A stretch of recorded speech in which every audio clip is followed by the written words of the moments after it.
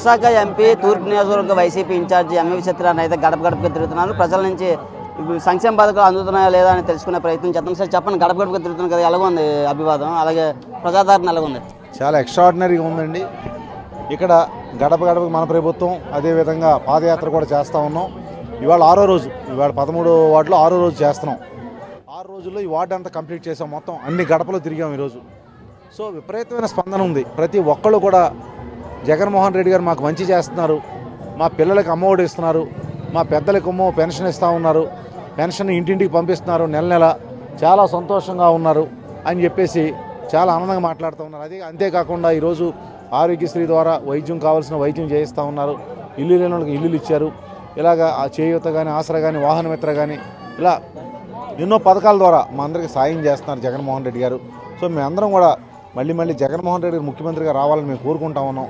ఎందుకంటే భవిష్యత్తులో మాకు చాలా ఆయన ఉంటే మా పిల్లలందరూ బాగా చదువుకుంటారని చెప్పి చెప్తూ ఉంటే చాలా హ్యాపీగా అనిపిస్తూ ఉంది. ఇవాళ స్పందన చూస్తే మమ్మల్ని చూస్తే అర్థమవుద్ది.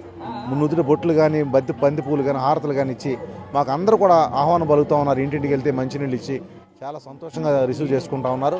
మళ్ళీ జగన్మోహన్ రెడ్డి ఎట్టి పరిస్థితులు ముఖ్యమంత్రి అవుతారు ఈ విషయాలన్నీ చెప్తుంటాయని కూడా నేను చెప్తా ఉన్నాను.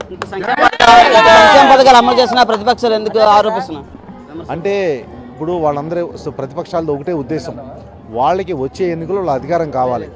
అధికారం కావాలనేది ఒకటి తప్ప రెండోది ఏం లేదు.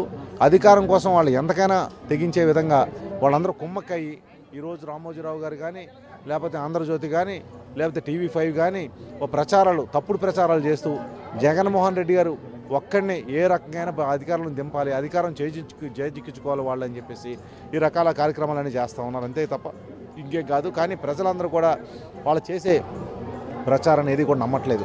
కేవలం జగన్మోహన్ రెడ్డి గారు కావాలనే కోరుకుంటా ఉన్నారు. మన బహిరంగ సభ కదా, జనసేన టీడీపీ ఏ విధంగా చూడొచ్చు? యువగలం అంటే యువగలం అనేది సభలు అనే దాన్ని ఎప్పుడు కూడా ఓటు కింద మార్చలేమండి ఎక్కడ కూడా.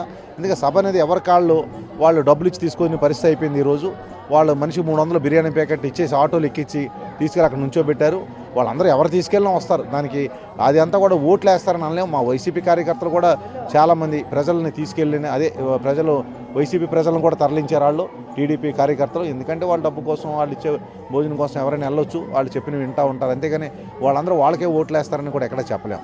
ప్రశాంత్ కిషోర్ చంద్రబాబు కలవడం పైన ఎవరెవరినైనా కలవచ్చండి, ఎవరెవరినైనా కలవచ్చు. కానీ ప్రజలు ఎవరి పక్షాన ఉన్నారనేదే ఇంపార్టెంట్. ఈరోజు ప్రజలందరూ కూడా జగన్మోహన్ రెడ్డి గారి పక్షాన ఉన్నారు. అది ప్రశాంత్ కిషోర్ గారు అవనివ్వండి, చంద్రబాబు నాయుడు గారు అవనివ్వండి, ఇంకెవరు ఎన్ని మీటింగ్లు పెట్టినా సరే ఆ మీటింగ్ల వల్ల ఏం ఉపయోగం లేదని కూడా నేను చెప్తా ఉన్నా.